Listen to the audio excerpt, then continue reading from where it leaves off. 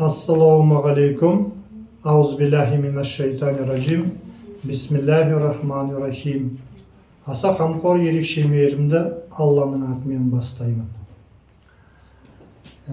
Енді алдыңғы сабақта біз айтып кеттік қой.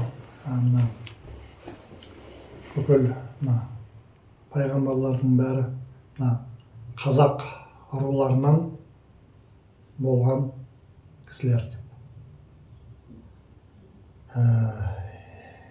Енді бұндай нәтижеге осындай тұжырым жасадық, осы Құран кәрімнен шыққан ақпараттардан сондай неге келдік. Ол менің айтып отырғаным емес, бәрі нәрселердің бәрі, дәлелдің бәрі Құран кәрімнен шықты. Алланың сөздерімен ғана ешқандай өзімізден ештеңе қосқан жоқпыз. Сондай нәтижеге келдік та, бүкіл пайғамбарлар қазақ руларынан шыққан тұлғалар. Енді бұндай ақпаратты шыққаннан кейін, енді осы кезге шейін енді Мұхаммед пайғамбарға шейін бүкіл пайғамбарлардың барлығы еврей халқынан болған деген сондай ақпаратпен бүкіл дүние жүзі сонымен өмір сүріп келді ғой, біраз уақыт. Оған былай айтқанда ешқандай нақты еврей халқынан ешқандай нақты дәлел болған жоқ. Нақты ешқандай дәлел көрсетті. Олар былай айтты: бүкіл пайғамбарлар Мұхаммедке шейін біздікі, олар еврей болған, болды деді. Сонымен бүкіл дүние жүзінің халықтарына, адамдарына, ауыздарына құм құйылды да соны қабылдай салды. Ешқандай дәлелсіз, ешқандай ештеңесіз. Ешкім ештеңе деп тіл қатпады. Енді адам санасы бірдеңкеге үйреніп қалды ғой. Күнде өтірікті айта берсең, қазақтың мақалы бар: балаңа күнде шошқа деп айта берсең, ол бір күні қорсылайды дейді. Не себептен? Соған баланың бойы үйренеді да. Сол секілді біздің осына ақпарат дүниемізде бір ақпаратты, бір жаман нәрсені күнделікті айта берсеңіз, соған адамның құлағы үйреніп, денесі үйреніп, бойы үйреніп, сонымен қалыптасып кетеді да, соны шын деп ойлайды. Қараны ақ деп айтсаңыз, ол ақ екеніне сенеді да, солмен жүреді. Бірақ уақыты келгенде айтады ғой, ақыр заман жақындаған кезде қара ақ болады, қара ақ болады, ағым қара болады дейді. Солай Абайдың сөзі бар ғой. Сол уақыт келді. Енді қараны қара дейтін, ақты ақ дейтін уақыт келді деп ойлаймын. Алла қаласа ғана басқа. Бұны не үшін айтып отырмын? Енді мынандай ақпарат айтқаннан кейін, мына пайғамбарлардың бәрі қазақ екен дегенде, қазір адамдар енді оянады енді. Не себептен қазақтар екен деп бар. Неғып өзбек емес, неғып қырғыз емес, неғып тәжік емес, неғып татар емес деп. Бұның бәрі енді, нәрсенің бәрі Құраннан шығып отыр, біз ойдан ештеңе алған жоқпыз қазақ деп. Ол солай болу керек негізі. Дүниеде солай ғой. Көшбасшы біреу ғана болады. Мал бағатын біреу болады. Малшы біреу болады. Малшы екеу, үшеу болса, қой арам өледі дейді. Қазір уақыт келді, қазақ халқы негізі көшбасшы болатындай, дүние жүзіне қазақ халқы көшбасшы болатындай уақыт келді да. Бірақ ол үшін біз қазақ елі, қазақ халқы соған дайын болу керекпіз, соған сай болу керекпіз да. Қазақ болу керек. Осы кезде қазақ дейтін біз қазақтың аты ғана қалып, затымыз жоқ қой. Соны қайтару керек. Тарихтағы орнымызды қайтару керек. Бұл нәрсені біз осы кезге шейін санамызға осылай сіңіріп келді. Ол қандай? Бір принциппен ғана. Ібілістің жобасы ол. Бүкіл дүние жүзіне қалай бұзу болады? Өтірікпен. оның жолдары бар. Бір жолының біреуі арасына жік салып, бөліп, одан кейін оларды билеуге болады деген. Бүкіл дүниежүзінің халықты арасына жік салды, бөлді, одан кейін билеп отыр. Осылай болады, пайғамбарлардың бәрі Мұхаммедке шейін еврей болды деді, болды, сонымен бәрінің аузына құм құйылды да қалды. Олай емес. Сонымен мына дінді де сөйтіп бөлінді. Сонда біздің санамызға құйды, Мұхаммед пайғамбардан бастап қана ислам болды, оның алдында христиан діні болды, оның алдында иудаизм болды деп сөйтіп. Негізі олай емес. Құран кәрімде Алла тағала айтады ғой, бәріңді бір үммет қылып жараттым дейді. Хақ діні ислам. Нағыз дін ислам.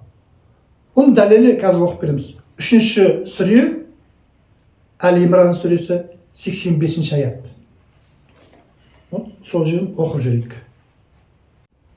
Кім 3-ші сүре Әл-Имран 85-ші аят. Кім исламнан басқа бір дін іздесе, әсте одан қабыл етілмейді де, ақыретте зиянға ұшыраушылардан болады.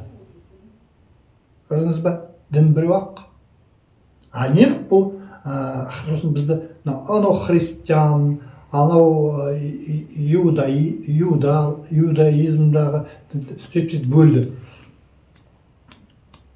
Ол бөлінудің мақсаты бізді қауымға бөліп, арамызға жік салып, билеу үшін ғана жасалған нәрсе. Негізі, мына Құран кәрімде ашық нағыз жазылған ғой.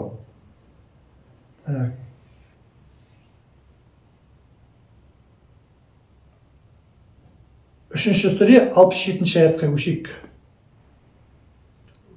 3-ші сүре 67-ші аятқа көшейік. Ибраим алейхиссалам Яхудида христианда емес еді, нағыз мұсылман еді, ортақ қосушылардан емес еді. Көрдіңіз бе, Алла тағаланы өзі айтып отыр. Ибраим пайғамбар қашан өмір сүрген? Мұхаммедке дейін, одан бұрын заманында өмір сүрген. Ибраим пайғамбардың өзі, ол нағыз мұсылман еді деп. Сонда мұсылман дін деген қалай? Дін біреу-ақ қана. Одан кейін, мына беріде ғана еврейлер жік салып бөле бастады. Манау христиан, манау не? Мұхаммед келгеннен кейін айтты, бұлар мұсылмандар. Мұсылманның діні Мұхаммедтен ғана басталды. Олай емес. Бүкіл дін, Ибраим бізге айтады, сендерге Ибраим пайғамбардың жолымен келе жатсыңдар дейді. Көрдіңіз ба? Бәр дін ислам. Христиандар неге христиан деп қойған? Себебі олар кезінде Мұхаммед пайғамбар келместен бұрын Ғиса пайғамбар келді. Ғиса пайғамбарды олар енді Иисус Христос деп атады. Сонда Христостың, Иисустың артынан ерушілерді исламда Христосшылар, христиандар деп. Сол саладан қарасақ, ол дұрыс. Мұсылман ислам дінінде Исаның артынан ергендер христиандар. Одан кейін Мұхаммед келгенде олар Магометан деді. Сөйтіп алды да оны ортасына бөлді. Бұл бөлек-бөлек дін деді. Ол бөлек-бөлек дін емес, дін біреу ғана. Көрдіңіз ба? Бұл жерде қандай айтып жүрміз? Принцип. Разделяй и властвуй дейді. Бөліп, арамызға жік салған. Ол де себептен. Сонда ана пайғамбарлардың, Мұхаммедке шейін пайғамбарлардың бәрін өздеріне емдену үшін олар ешқандай еврей болмаған. Бүкіл 100% біз дәлелдедік мына алдындағы видео. Көретіндер алдындағы видеоларын көріп алсын. Біз оны қайталай бермейміз. бүкіл 100% пайғамбарлардың бәрі қазақ тайпаларынан, қазақ руларынан шыққан адамдар, тұлғалар.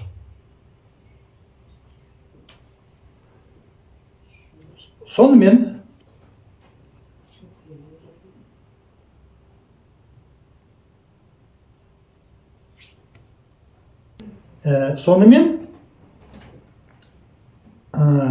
енді біз айттық онда Исраил ұрпақтары, қазақ руларынан, қазақ тайпалары, қазақтар.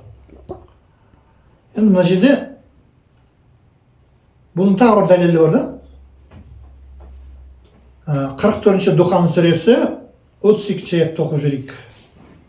Расында Исраил ұрпақтарын біле тұра әлемге ықпалды қылдық дейді. Көрдіңіз бе? Еврейлер, олар жауынгер халық емес.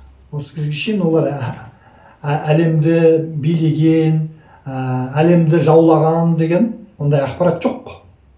Мүлдем жоқ. Біздің аталарымыз соғысшыл қалып болған, және де көп жерлерді билеген, көп мемлекеттерге пайда болуына себепші болған.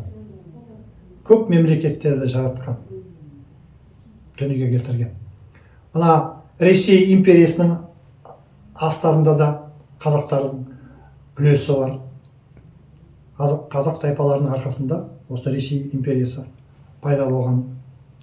Мына Қытайда Таң империясы, олында түбінде біздің қазақтың тайпалары, қазақтың рулары сол Таң империясын дүниеге келтірген. Одан кейін бірте жергілікті хан халықтары сіңіріп алып, осыны арғай уже Қытай мемлекеті болып кеткен да бірте. Енді Алашхан бабамыз Алтыре жолаған, Шыңғысхан, бұнымен Сұлтан Бейбарыс, Едіге, Атила. Одан бері мына Шыңғысхан империясы, ол да Әмір Темір бабамыз. қазақтың руларынан шыққан, біздің өзіміздің қазақтар империя құрған, жарты әлемді билеген. Енді бұл не үшін айтып отырмын? Бұның өзі де бір дәлелді. Еврейлердің мұндай бүкіл әлемге ықпалдырылдық деген ешқандай дәлел жоқ та. Сонымен Исраил ұрпақтарына еврейлердің ешқандай қатысы жоқ деген сөз. Олар қатысы болғанның өзінде де мына Исраил еліне қатысты қалай? Біз арқылы ғана. Мен айтып кеттім алдында. Еврей халқы негізі бұлар бізге жиен деп. Бізге жиен болғаннан кейін сол арқылы ғана олардың қатысы бар да бұл жерге. Ұлдың жақсы ұлдың нағашыдан дегендей біздің ықпалымыз болып тұр осында. Қазақтың ықпалы бұл деген. Енді бұның бәрі не үшін әңгіме? Енді қазір енді еврей емес, бүкіл пайғамбарлар қазақ болды дегенде енді маңайда адамдар енді не қылды? Ол не қылды? Қазақ екенін Құранды оқыды, көр, Құранның ішіне дәлелдерін бәрін келтірдік. Енді бұл не үшін айтып отырмын? Енді қазір уақыт келді. Уақыт келгеннен кейін мына қазақ халқы негізі мына дүние жүзінде мына қазір өзгерістер болады. Осы 2025-тен бастап өте көп өзгерістер болады. Сол өзгерістердің барлығына да негізі дүние жүзіне бәріне қазақ халқы көшбасшы болады. Бірақ сол көшбасшы болу үшін соған біздің халқымыз, еліміз дайын болу керек, және де соған сай болу керек та.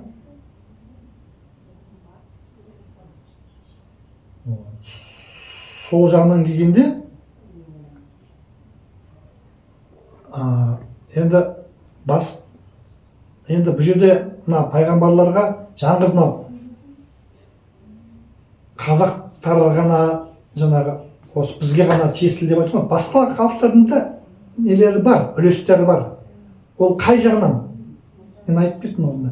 негізі мен қаза берсем, бүкіл дүние жүзі халықтарының бәрі мына қазақ руларынан пайда болған. Ол ақиқат, ол шығады әлде дәлелдері болады. Енді алла жазса, негізі екі үлкен кітапхана болған ғой. Бір кітапхана, Александрия кітапханасы болған. Отырар кітапханасы. Екіншісі Отырар кітапханасы болған. Александрия кітапханасын кезінде заманда өте терең уақыт, өте алыс уақыт емес ол. Берде оны өртеп жүрген, әдейі өртегенді. Петр Первойдың кезінде де көп кітаптар өртелінді. Ол не мақсатпен оның бәрін не үшін айтып отырмын? Александрия деген біз айттым ғой.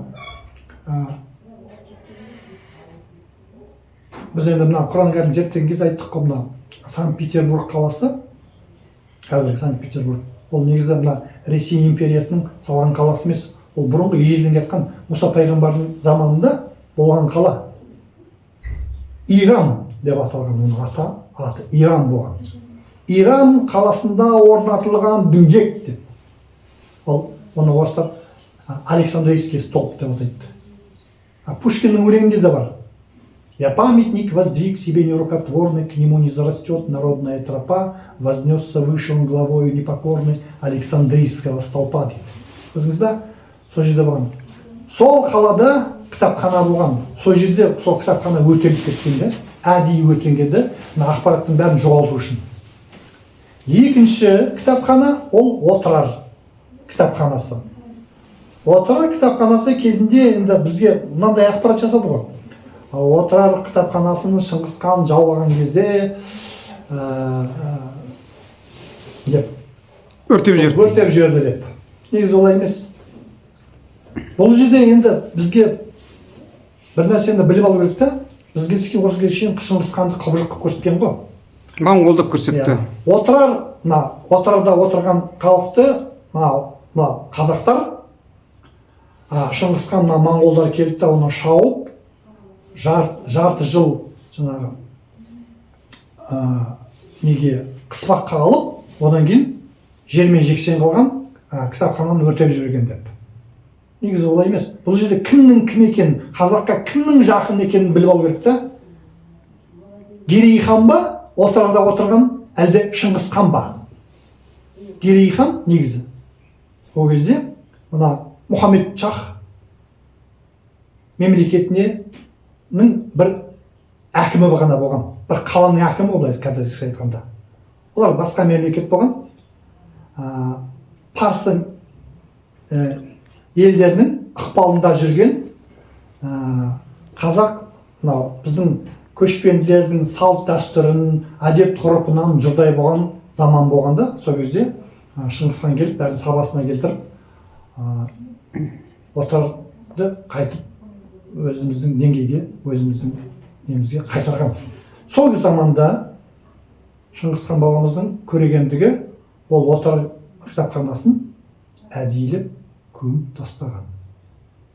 Көміп тығып, сосын барып өртеп жүрген ғой, сонда бірдеңкесі бар тығып болған негізі. Соны негізі ешқандай өртемеген, оны тығып тастағанда өртеп жіберді деп, жаңағы сондай ақпарат жібергенде іздемесін ешкім деп. Негізі ол кітапхана тығылып жатыр.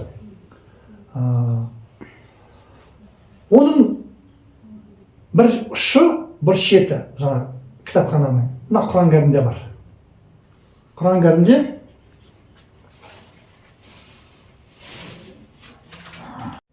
Құранда осы жерін оқып жүрейік. 52-ші Тұрыс сүресі, Меккеде түскен 49 аят. Аса қамқор, ерекше мейірімді Алланың атымен бастаймын. Тұр тауына, жазулы кітапқа, терге жазулыға, толықсыған үйге, көтерілген төбеге және ыстық теңізге серт дейді. Көрдіңіз бе, мына жазулы кітапқа, терге жазулыға дейді. Мына Отырар кітапханасында кітаптардың көбісі, біраз кітаптар бар, терге жазылған ғой, бұқаның терісінен жаңағы жасап, соған кітап ретінде пайдаланып соны кітап қылып жазған ғой, терге жазған. Мына осы кітаптардың бәрі негізі табылады. Себебі Алла Тағала не үшін бізге мына 52-ші сүреде бізге оны көрсетіп отыр. Бұл нәрсенің адамзатқа ешқандай пайдасы келмейтін болса, бұл нәрсе ертең табылмайтын болса, бұл ақпарат не үшін? Бұл ақпарат сол үшін, себебі Алла Тағаланың өзі көрсетіп отыр. Мынаны көрсетіп отыр ма? Мына ақпарат міндетті түрде шығады. Алла қаласа ғана басқа. Осы жақын арада ол отырар библиотекасы, мына кітапханасы табылады. Соның ішінен бәрі ақпараттардың бәрі шығады. Мына осы біздің айтып отқан сөздеріміздің бәрінің дәлелдердің бәрі осы отырар кітапханасынан шығады. Ана бір кітапхананы жойып жібергенмен екіншісі қалды. Ол жердің астында жатыр, шығады. Со беті болып.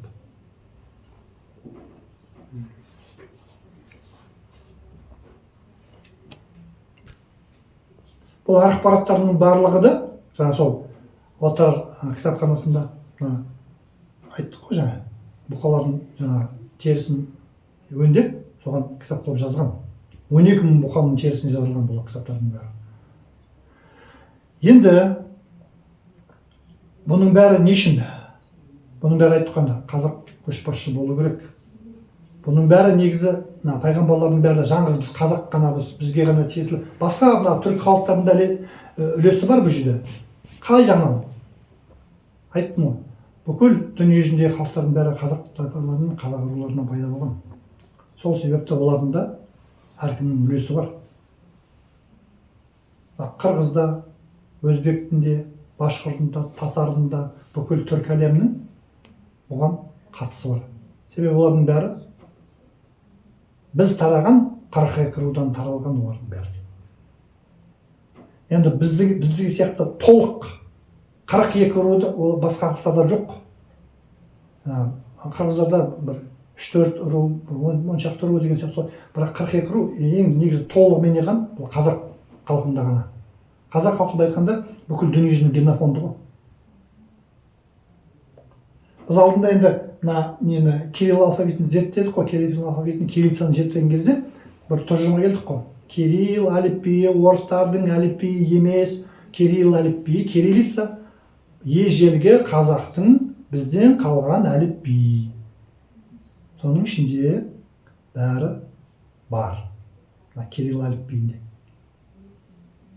Оның да дәлелі осы отырар кітапханасынан табылады. Кезінде бір неде сондай ақпарат келген, кирилл әліпбиімен жазылған сөздер шықты. Отырар библиотека, отырар кітапханасында деп. Енді ол бұл жерге тікелей қатысы жоқ, Құран кәрімде ол жоқ қой, ол менің өзіме келген жеке ақпарат. Бұл енді біз дәлел қылып ала алмаймыз. Біздің дәлелдердің бәрі Құраннан. Қалған жаңағы былай жанама келгендердің оны біз жанама дәлел деп айтамыз да, ол дәлел деп айта алмаймыз. Енді бұның бәрі не үшін? Бұның бәрі біз қазір осыны дәлел деп жатырмыз ғой. Қазақ халқынан пайда болған бүкіл пайғамбарлар деп. Бұның артында бүкіл түркі әлемі жатыр. Бұл бүкіл түркі әлеміне ортақ ақпарат бұл деген. Негізі баяғыда бір нәрсеге жеткен осылай. Айтады ғой, бір адамға дос болды, жақсылық жасады дейді ғой. Ол қалай? Бір адам қиналған кезде оған келеді, екінші адам көмектеседі. Сонда анау жақсы адам екен дейді. Анау адамға ана адам көмектесті. Ана қиын жағдайға түскен кезде ана адам көмектесті дейді. Ол жақсы адамның сипаты дейді да. Иә.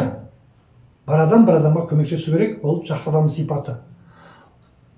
Бірақ оны сол адамдардың ішінде адамы деп айтуға әлде ертерек. Одан да қиын нәрсе болады да. Бір адамның бір адамға жақсылық жасауы екісінің бірінің қолынан келеді. Оны мен айтпақшымын. Бір адам жақсы нәрсені тапқан кезде, жақсы нәрсеге емденген кезде жаныңда сол бұрын сен қиналған кезінде көмектескен адам табылмай қалуы мүмкін. Не себептен?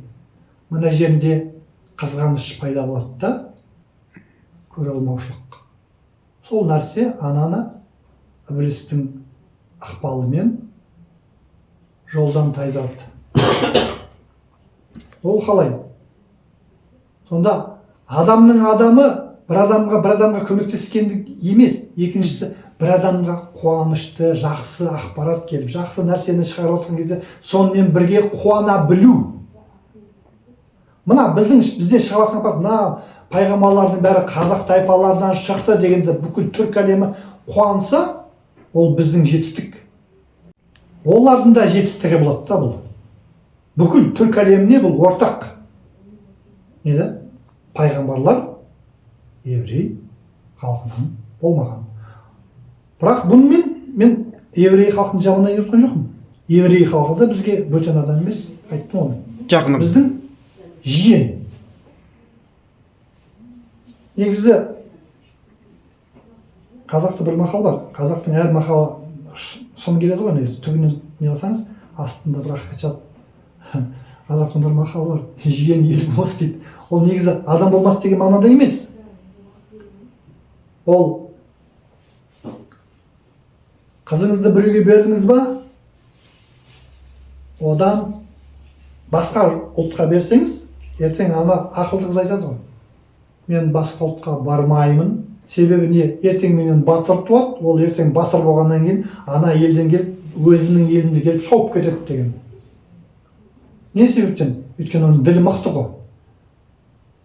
Жақсы жерден қыз алуға тырысады ғой. Жақсы жерден қыз алсаңыз, ертең тұқымыңызда, балаңызда мықты болады да.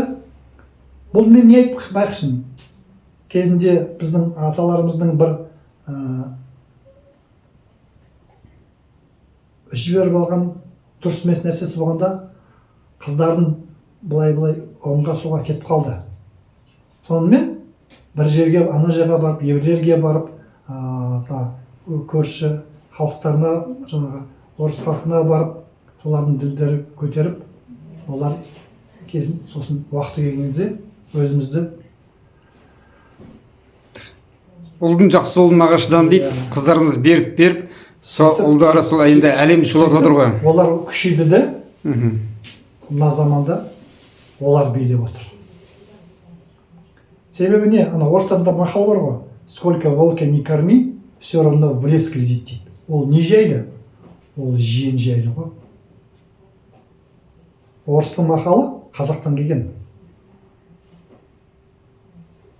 Сонымен бұның артында да астарлы болды. Қыз деген адамның байлығы ғой, біздің байлығымыз. Оны сырт жаққа, жат жерге беруге болмайды. Себебі олар ертең күшейді, ертең өзіңді келіп шауы мүмкін. Бұның артында да шаппаса да қарсы шығады. Қарсы шығады. Сол нәрсемен, мына жаңа айтып отқан нәрсем, біреудің жеткен жетістігіне, жақсылығына қуана білу, ол өте жақсы қасиетті. Көре алмаушылықты іштегі жою керек. Ол не істейді ол? Көре алмаушылықтың бәрі, көре алмаушылық адамды кері тартады да. Ол исламға өте кедергі келтіретін затта. Содан арылу керек. Көре алмаушылықтан, қызғаныштан. Келіп атыр ма? Мен қырғыз болсам, қазаққа келіп атыр ма? Қазағым өзім бауырым, бір туғаным деп артымыздан келіп ілессе, ертең өзбек келіп ілессе, татар келіп ілессе, мына қазақтар бізге көшбасшы болыңдар, біз алға ғана ұмтыламыз, елімізді алға көтереміз деп сондай мақсатта ғой енді. Бірігу, былай айтқанда. Бөліп алу емес. Құранда еврейлерден тартып алайын деп отқан жоқпыз.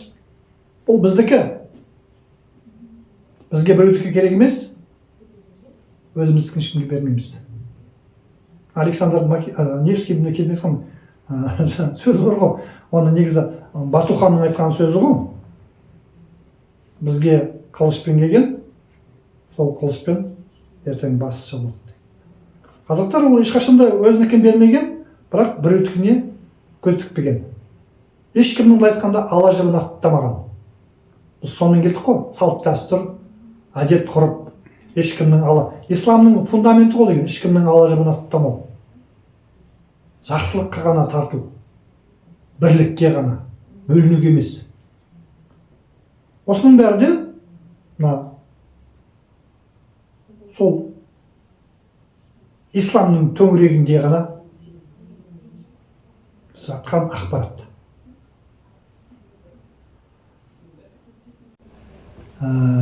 Енді ары қарай мен алдында мына Мұса пайғамбардың әңгімесінде айтып отқан кезде, сол кезде бір ақпаратты мен айттым ғой, сосын кейініректе айтамын деп сол қалдырып кеткенбіз. Біз айтып кеттік, бірақ Мисыр мемлекетіне қазақтардың қатысы бар деп. Енді осы кезге шейін біз жаңа бәрін дәлелдедік қой, Мисыр мемлекеті қайда болды деп. Мисыр мемлекеті мына Каспийдің ар жағына, Кавказдан бастап ары қарай бәрі Мисыр болған. Бір үлкен алып ұлық мемлекет болған ғой. Ол кезде ешқандай Германия, Испания, анау деген мемлекеттер болмаған. Бірақ мемлекет болған. Ұлы Мисыр мемлекеті. Қазіргі Египет соның бір кішкентай ғана бөлігі ғана. Бір кішкентай ғана бір бөлігі. Мисыр мемлекеті өте үлкен болған. Бүкіл бірақ мемлекет қана болған. Мисыр болды. Каспийдің бер жағында Тұран. Мәден елі. Бер жағында, Каспийдің бер жағында тұрғандар көшпенділер, көшпенді халықтар болып тұрған ғой, айтқанда. Ар жағындағы олар отырықшыл халық болған. Қалалар болған, үлкен зәулім. Қазіргі Санкт-Петербург сияқты. Санкт-Петербургта қазіргі Иран қаласы, аты Иран болған. Иран қаласы сол Санкт-Петербург. Сондай үлкен қалалар болған. Ол техника жағынан да өте дамыған мемлекет болғанда. Енді мына жерде 5-ші Мәида сүресі 20-ші аятты оқып жүрейік.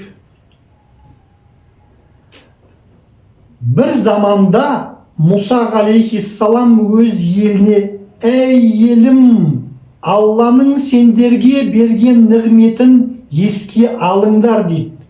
«Өз іштеріңде пайғамбарлар шығарды, әрі сендерді патшалар жасады» дейді. «Сондай-ақ сендерге әлемде ешкімге берілмеген нығметін берді» деген. Кімдерге берді? Біз айттық қой жаңа. Израиліне, қазақ тайпаларына айтып отқан сөзі. Бұлар енді Кавказдан бер қарай Мисыр мемлекетінің ықпалынан қашып, Каспийдің бер жағына өтіп, таяғымен Каспийді ұрады да, бер жағына өтеді, Мәденіне қашып кетеді. Перғауыннан қашады. Енді Мисыр мемлекеті, Мисыр, түбірі Исыр. Ана жақта Исра елі. Енді біз айттық қой, мынаның да түбірі, мынаның да түбірі бірдей. Негізі бір халық. Сонда бұл мен не айтпақшым? Мисыр мемлекеті де Перғауында оның шонжарлары, Перғауын мен шонжарлары міндетті түрде халқының бәрі енді аралас болады, енді басқа халықтарда болады ішінде. Айтып отқан мен Перғауын мен шонжарлары билікте отырғандары қазақ тайпаларының шыққан адамдар. Олар да Израилінен, мыналар да Израилінен. Сонда айтасыз ғой, бұл қалай? Мыналарды құлдықта ұстап отыр ма дегенше, ол ондай бола береді заманда. Енді бір ел болса, ал алайық, например, былай Өзбекстанды алайық, допустим, или Қырғызстанды алайық. Халқы өзбек болса, билігі де сол өзбектен ғой. Қырғыз елі болса, билігі де қырғыз елінен. Қазақ болса, қазақ, билігі де қазақ елінен. Бұл жерде сондай болғанда, бұлар перғауын елі дейді, перғауын елі неге бұзылған? Бұлар көп уақыт өтіп, отырықшылық алып болғаннан кейін, бұлар бұзылған. Өзінің салт дәстүрлерін ұмытқан, әдет ғұрыптан жұрдай болған, діннен алыстаған, Құдайды ұмытқан. Сонда перғауын айтады, мен Құдаймын дейді. Перғауын айтады. Сондай дәреже жеткеннен кейін бұлар бұзылды. Соның арасында жүрген мына халық, Мұса пайғамбармен жаңағы өзінің халықтың бір бөлігі ғой. Бұлар алды да, бұл патшаны тастап, енді айтады, жөнделіңдер, билікке айтады, жөнделіңдер, үйтіндер, бүйтіндер, халыққа бет бұрыңдар. Олар естімейді, көрмейді. Сосын не істейді бұлар? Бұлар тастайды да, кетіп қалады, қашып кетеді. Негізі тарих былай ғой. Тарих спираль сияқты болады. Тарих былай болады. Енді бұған дәлел перғауында болған таңбаларды қарасаңыз, қазақтың 300-дегі таңбалары бар екен. Дұрыс айтасыз. 300-дегі таңбалары. Енді негізі мынау тарихшыларға не ғой? Тарихшыларға бағыт қой, бағыт сілтеу. Перғауындардың таңбаларын зерттесеңіз, міндетті түрде ұлы жүз, орта жүз, кіші жүз тайпаларының, руларының таңбаларын табасыз. Міндетті түрде бар. Мен де өзім көрдім. Міндетті түрде 100% Алла қаласа ғана басқа. Мисыр мемлекеті, бұл да қазақтың құрған мемлекеті. Үлкен дәу мемлекет болған. Биліктердің бәрі, патшаларының бәрі қазақ руларынан болған. Мынау солармен келіспеген, енді мыналар жолдан тайғаннан кейін енді халық бір айтады, екі айтады, неғат, сосын бұрылақта кетіп қалады олар енді, тастайды. Құрыф мұқат әріптерінің бәрінің құпия сасылғаннан кейін 15-14 сөйлем шықты. Әлif, ләм, мим, ғылымым, ғылымым сот, ғылымым күн, Кавказ, адамзат дейді. Тауда, таушыным, таншыным, пәксін, сот, тартсасын, адамсың, өкінесің, өкініш су. Сонда бір сөйлемі, 5-ші сөйлем, Кавказ, адамзат дейді. Бұл 19-ші Мәриям сүресінде. 19 санының өзі негізі, сандық жағынан келгенде, Құран кәрімнің сандық кілті. Сөздік кілті біз айттық қой. Айналайын деген сөз. Айн, айн. Айн деген адам және адам. Сіз айнаның алдында тұрасыз, өзіңізді көресіз, айна дейсіз. Өзіңізді көргеннен ар жағында айнаның ішінде айна ғой. Айн, сіз айн болғаннан кейін ол да айна болады. Мына зат айна болып қалады. Сондықтан айна деген сөз пайда болған. Адам. Негізі пайғамбардың өзі айтып кеттің ғой бұны. Біз бірлеріңізбен бір сөзге келіспеген кезде бірлеріңізбен сыпайы сөйлесіңіздер. Бірлеріңізді балағаттамаңыздар. Бірлеріңізді жамандамаңыздар. Қазіргі таңда не? Мұсылмандардың өзі бірлерімен бір нәрсеге келіспеген кезде өте жаман көріністі сырттан қарағанда. Бет жыртысуға дейін барады да, ұрсып, ол дұрыс емес. Негізі мәселе қандай нәрсемен болса да өзінің айтқанын дәлелдеу емес. Қандай формада, ол да маңызды, қандай формада. Бір-бірлеріңізге тіл тигізбей, бір-бірлеріңізді балағаттамай сөйтіп келтірген дұрыс болса, сонда мына жүрегіңізде исламды жоғалтпайсыз да. Мына жерде де енді осындай ақпарат келіп отырғанмен біз енді бәрін айтып отырмыз. Енді содан шыққан енді не ғой енді нәтиже қазақ халқынан шыққан пайғамбарлардың бәрі қазақ халқынан шыққан. Тағы да қайталап айтатын. Және де бүкіл ұлы мемлекеттердің бәрінің артында қазақтың рулары тұр. Бұның бәрі тарихта бәрі өзгертілгенде әдейілеп өзгертілген. Не үшін? Адамдарды шатыстыру үшін ғой. Енді бұл да бір ібілістің айласы ғой. Алдынан да, артынан да, оңынан да, соңынан да тұрып алам. Және де сіз тура жолдағыларды таба алмай қаласыз деген. Ол ібілістің өзінің жұмысы. Біз сол қақпанға, қазір мұсылмандардың көбісі қақпанға сол түсіп отқан сол себептен ғана әр халықты, әр адамдарды өз нәрсесімен байлайды да ібіліс. Біреуді қазір арабтарды енді ақшамен байлап отыр. Ақшаны беріп қойды, болды. Мына дүниеде бәрі бар, ана жаққа барғанда ештеңе жоқ дейді. Құдай тағала сөйтіп Құранда жазған ғой. Сұрағандарыңды берем дейді.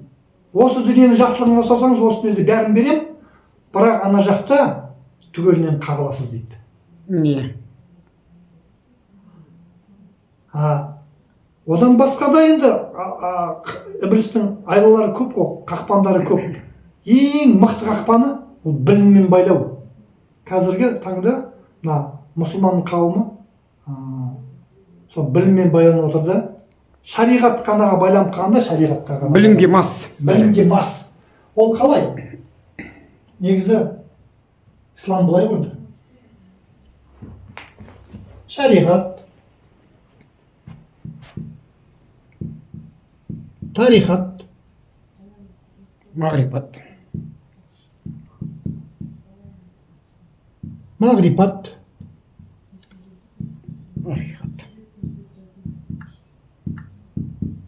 ақиқат. Қазіргі таңда мұсылмандардың бәрі мынау шариғатпен ғана байланып қалғанда болды. Арғай жоқ. Тарихат та жоқ, мағрипат та жоқ, ақиқат та жоқ. Мына тарихат деген не? Бұл тарихпен байланысты. Тарихпен байланысты. Бұл не? Тарихат деген бұл не?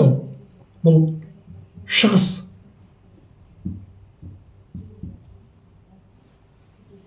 Бұрын болған заттар. Мағрипат бұл батыс. Келешек. Алдын болжау. Мыналар білмеген ақиқатты айтпаса да болады. Осымен ғана шектеліп қалғанда, осымен байлап қойған болды. Осымен байланып тұр. Мынадан хабар жоқ. Мынадан азғантай ғана, мынадан вообще мүлде ақпарат жоқ. Рас. Өйткені олар пайғамбардан кейін болды, уақи тоқтады, аян тоқтады, бәрі тоқтады деп тарихат мағрипатқа мүлдем білмейді мағрипат не екенін. Ал енді мына Мисыр мемлекетімен Перғауынның әңгімесін бітірейік та, тоқтата жазайық та, одан өзімізге нәтиже шығарайық. Қандай? Бұдан сабақ болатын нәрсе. Сонымен Мисыр мемлекетінің құрған қазақтар болды. Исраилі қазақтар болды. Мұса пайғамбарының қауымы қазақтар болды. Мыналарда қазақтар, мыналарда қазақтар. Сонда қалай айтасыз? Мен басында өзімде сөз ойлағам ғой. Мына Мисыр мемлекеті, Перғауын, олар жамандар, оңбағандар. Мына Мұса елі, олар қазақтар болғанда, қазақтар болғаннан кейін олар жақсы ғой, ол керемет қой деп ше. Сосын не қылдым. Одан кейін ғана түсіне бастағаннан кейін, Мисырда қазақ тайпаларынан құрған мемлекет, Перғауында қазақ екенін не қылды? Көңілім түсіп қалыпты айладым. Сонда мынау керемет Мұса, керемет. Мынау Перғауын оңбаған. Сонда анау да қазақ, мынау да қазақ. Ол қалай деп? Сонда мына жерден де былай ғой. Енді сосын көзім жетті ғой. Негізі мына дүниеде ең жақсы керемет адамды іздесеңіз, әулие дәрежесінде міндет түрде ол қазақ болып шығады. Және де осы дүниеде қазір таңда ең оңбаған адамды іздесеңіз, ол да қазақ болып шығады. Рас. Солай, біз сондай, сүйегіміз сондай да, оңбағанда біз қазақ, кереметі де, әулесі де бізді. Араб елінің сүйегі бөлек, олар орташа қауым, олар біргелкі, ол жаман деген нәрсе емес, олардың миссиясы сондай, біздің миссиямыз бөлек. Олардың арабтың миссиясы, ол не сияқты мына, маяк сияқты ғой. Шам жанып тұрда бетіп, бағыт көрсететін бізге. Алла тағала мына, не ғой? Көктің тілі. Көктің тілі, мынау жердің тілі. Көктің тілі, ол біргелкі, мынаяқтан келеді да, ақпарат. Олар біргелкі ұстанып тұрады, ортада бүйтіп, бағыт көрсетушілер. Олардың миссиясы сол бағыт көрсету. Оларды самғап кетіп, пайғамбар болу олардың қолынан келмейді. Оларға жазбаған Алла олай. Оларға бүйтіп маяк сияқты свет берді, сол сәулеге ғана жүреміз. Олар орта дәрежеге шейін бізді сүйрелейді де, ары қарай олар бізді сүйрей алмайды. Оларда ондай ақпарат жоқ. Оларға ондай Алла тағала не бермеген. Ары қарай сүйрейтіндер мына қазақтардың ішінде дені дұрыстары. Айтып тұрмын ғой, неге дені дұрыстары? Бұның біздің ішімізде жақсымыз да бар, жаманымыз да бар. Бірақ адам бастан аяғына шейін жақсы, басынан аяғына шейін жаман бола алмайды. Бір адамның ішінде жақсы да болуы мүмкін, жаман да болуы мүмкін. Бүгін, допустим, бір адам, айттым ғой, бір адамға жақсылық жасайды. Ол негізі қиын емес. Екісінің бірі жақсылық жасайды. Ал бір адам қиын, өте бір жақсы жағдайға, күшті жағдайға түсіп неғаған кезде, сол кезде бұрын жақсылық жасаған адамыңыз сізге жау болып кетуі мүмкін. Неліктен? Көре алмаушылық пайда болады. Сол көре алмаушылық және де қызғаншақтық өте жаман қасиет. Онан екісінің бірі сізге жақсы болған кезде көмектесетін адам өте аз болады. Сізге қиын болған кезде көп адам табылады жақсылық жасағанға. Ол екісінің бірі жасайды жақсылықты. Сізге жақсы болған кезде, ойбай, сізбен бірге қалкенге бір жақсы бірдеңке берсе, сол қалкенмен бірге соның қуанышын бөлісіп қуанайын деген адамны таба алмай қалуыңыз мүмкін. Не себептен? Ойбай, қалкен бізден асып кетті. Өсіп кетті, керемет болып кетті деп шалып отыр. Қазақтың бір анекдоты бар ғой. Анекдот қой бұл енді, анекдот. Бірақ сол анекдоттың ішінде бұлда астары бар да. Біреу орыс па, біреу неміс па, анаған ананы берді, мынаған мынаны берді. Қазақ келгенде қолына алады, таяқты сындырады да, екі бөліп береді. Мынаумен кет, қой бағасын, мынаумен кет. Өсіп кеткен қазақтардың шұқа отасын дейді. Сондай болмау керек та. Бұл осыдан шығатын сабақты бізге. Ол адам жүрегіне тәрбиелеу керек та, өзінде жүрегіне тәрбиелеу керек. Қызғаншақтық пен көре алмаушылықтарды жою керек. Өсіп кетпесін, өссін, жақсы болсын. Саған бере алмаса да сенен сұрамайтындай болады. Бұл не? Бұл исламның фундаменті. Жүрегіңізде қызғаныш пен көре алмаушылық болды ма? Фундаментіңіз нашар деген сөз. Артынша менмендікте тәкаппарлық пайда болады. Одан кейін ібіліс арғай тәкаппарлықта, біліммен де, бәрімен де сіздің енді ібілістің қазіргі заманда ең мықты қаруы білім болып тұр ғой қазір. Білімге сүйенеді бәрі. Мықты қаруы білім. Білімге байланады да қалады, айтады, ойбай, ананың білімі жоқ, сен ертең барып мешітке барып оқып кел дейді.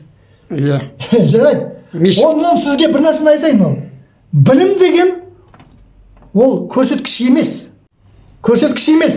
Себебі Құдай тағала енді бізге берді ғой пайғамбарымызды. Сүйікті пайғамбарымыз Мұхаммед білімді болды ма? Жоқ, бірақ кейбір айтады ғой, ол пайғамбар ғой деп ше. Ол пайғамбар, оның саусағына да ұшына біз татымаймыз. Бірақ Құран кәрімде айтылған ғой, періштелерді неге жібермеді, жындарды неғып жібермеді деп. Пайғамбар жыннан болды ма? Жоқ. Періштеден болды ма? Жоқ. Оны әдейілеп адамдан болды, адам қылып жіберді. Не себептен? Ертең ешкім айта алмайтындай бұл. Ол да адам ғой. Енді ол да адам. Сол жеткен нәрсеге сіздер де жете аласыз, пайғамбардың жеткен нәрсесіне. Бірақ енді ондай дәрежеде жете алмайсыз енді. Бірақ соған тырысу керек, соған ұмтылу керекпіз да. Сол себептен көрдіңіз ба? Ол кісіде ешқандай білім иесі болған жоқ. Бірақ білім иесі болмай тұрып, бір адам бүкіл дүние жүзін өзгертіп кеткен. А орта деді, один в поле не воин дейді. Жоқ. Один в поле воин. Әр адам, әр нәрсе, мына айналаның бәрі өзімізге байланысты. Өтіп баратсыз ба? Бір жерде дұрыс емес бірдеңе істеліп жатыр ма? Ей, қой деп айту керек анаған. Үндемей өтіп кетпеу керек. Бірдеңені біліп тұрсың ба? Айту керек, бөлісу керек. Ал менен үйреніп алады анау, менен керемет болып кетеді деген оны ұмыту керек. Ананы жою керек, жүрегіңіздегі жаман нәрселердің бәрін. Сонда ғана бір жерде исламның қателігі пайғамбарлардан кейін уахи тоқтады, бәрі тоқтады деп тоқтатып тастады ғой. Сондықтан пайғамбарға берген заттардың бәрінде Алла тағала ол адам болғаннан кейін сізде де соңына жете аласыз. Оған не керек? Ұмтылыс керек, жүрек керек, махаббат керек, иман керек, әдет ғұрып, салт дәстүр, тілің, елің, анаң, әкең, халқың. Халық деген өзі Алланың 99 атының біреуі.